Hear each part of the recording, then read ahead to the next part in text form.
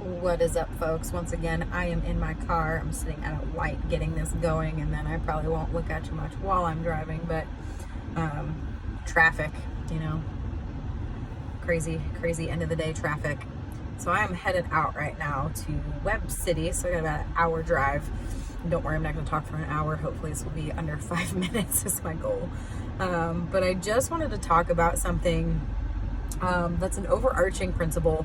I just had a really good conversation with a good friend of mine about this because typically we've been taught in church, whatever, the perspective that the enemy is attacking us, right?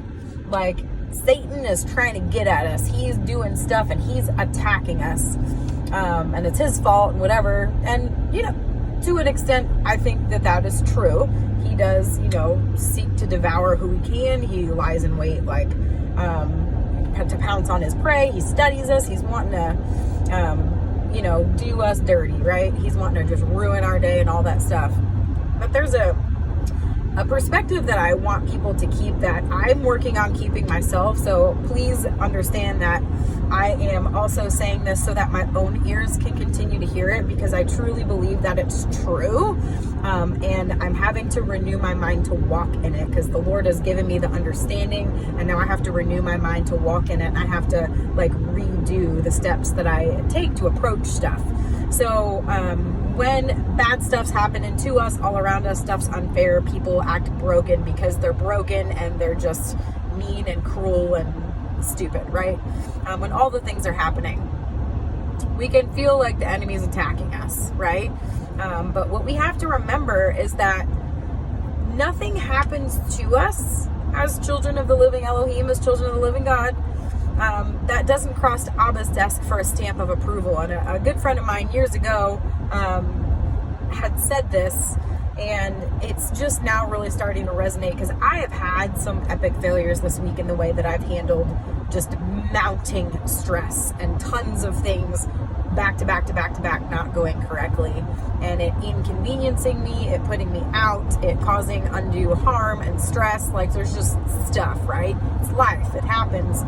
And this week, there's been times in the past I have done really well. This week I failed. I absolutely did. I freaked out, I was worried, I was stressful, even as recently as this morning, still stressing about stuff, right?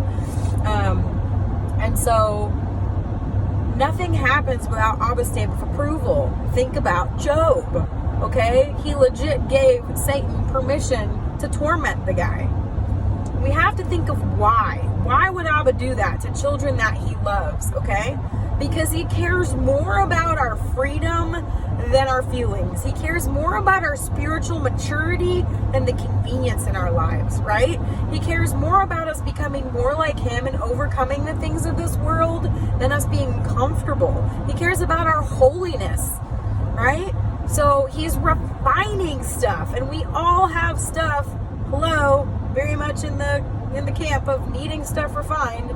And so he's going to continue to allow the enemy, who thinks he's getting some big win out of it, but really Abba's just using him to refine stuff off of us and out of us, right? Because if we continually become dead to the things of this world and they can't shake us, which I'm not there yet either, but this is where I think we're supposed to go. If we can get to a point where the things of this world do not shake us, do not turn us upside down, do not at the core of our beings affect us, we will walk as those overcomers. And that's what I'm praying the Lord to continue to help me to do, because it's I get it in my head, but it needs to permeate my entire being, and I need it to be a heart position that I walk in and that I function in 100% of the time. I do well a lot of the time, but again, I have epic failures. I think we all do. So we need to just remember the fact that Abba Father is so gracious and so loving that he would allow this crap in our lives to happen because we need something refined. Okay? Nothing is purposeless. The enemy's not just having fun and he gets to have fun and we just get tormented for the sake of being tormented. No, there is a bigger picture. Whatever we are going through, we need to go through, folks. And that might sound insensitive. That might sound like really backwards, but I promise you it's only backwards because we haven't yet renewed our minds. Like, our flesh still wants what it wants and the timing that it wants and the way that it wants it.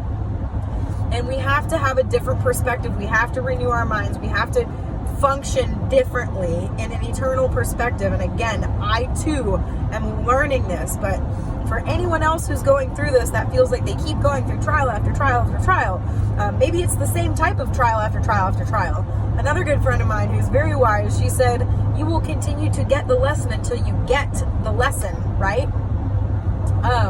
So you have to look at what is happening and ask yourself, okay, Abba, I know you love me. I know your plans for me are good. I know that you have good for me. So what does good mean to you, Abba? Does it mean that I just have no trials in my life and I can just continue on and maybe I'm a brat, maybe I'm selfish, maybe I'm whatever? Or does it mean that you're going to put some trials in my life to refine those things out of me that you don't want, shouldn't be there in the first place? Okay, I want to encourage people. I'm definitely not condemning anyone, but I want to encourage people, please look at the lesson. Ask for the why. Ask what Abba would have of you in the midst of that trial, because I promise you he hasn't forsaken you. I promise you he hasn't abandoned you. And I promise you, just like a good parent, he has a reason for letting you fall on your face or things happening to you. Okay, there's a lesson in it that you need to learn. There's a lesson in all this stuff that I need to learn. And so I would just ask you to have the eternal perspective, because everyone that I know, everyone in this earth is not coming away out of all of this crap unscathed. They're going through trials in one way or another, and we can't compare our trials, because what's hard for me is hard for me, what's hard for you is hard for you. I truly believe that we each growing through the stuff and the muck that we need to. And that is hard for us because he loves us enough to allow it so that we can get from strength to strength, so that we can grow in our faith. We can learn to trust him, which I have a hard time doing in certain things. So he continues to rail me on it, right? But it's because he's good and he does good and he is good and he loves us. And we need to trust him. We do. I need to trust him, man. In 10 miles, turn left to merge onto I-44 west towards Japan. I don't know if you can hear that, but it's my GPS. But that's probably also, I'm at 7 minutes. Ooh, I went over my time. So I'll wrap this up. But I encourage you to try and have that perspective, to look at your trials as opportunities for growth, to overcome stuff. Trust me, death, divorce, illness, injury, job loss, I've been through it, folks. Betrayal, backstabbing, I've been through it, folks. I've been through all the things. I get it. And I'm sure there's people that have worse stuff than me. I'm not comparing. I'm just saying I can empathize. I am not being unempathetic when I'm challenging people, as I'm challenging myself to look at this a different way, to get out of the victim mentality that Satan wants you in, get into the overcomer mentality that Abba Father in heaven wants you in, because that's how he created you to be. And realize that the stuff that's happening is not going to be wasted. It is for a purpose. It's just not for your torment. And if you would just consider the fact that there is a good thing that's supposed to come out of it, it absolutely will. Okay? He works the bad things for our good to those that are called according to his purpose, for those that walk in his ways. So we've got to fight tooth and nail to continue to do that. So just an encouragement. Blessings on each of you that are listening. Shalom, peace be upon you. And I pray that each of us, myself included, can continue to renew our minds and walk in his ways and become more like him. See you guys later.